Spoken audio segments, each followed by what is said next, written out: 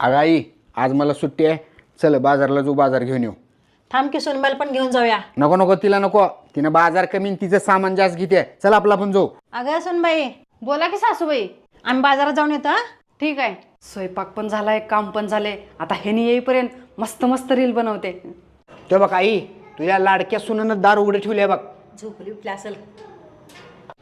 आई ग पाहिलंय दुकाल बघ.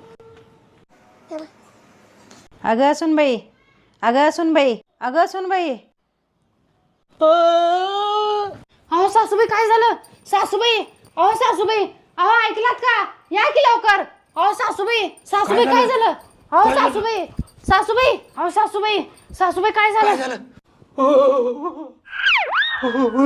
राम राम राम राम राम राम राम राम राम राम राम राम राम राम राम.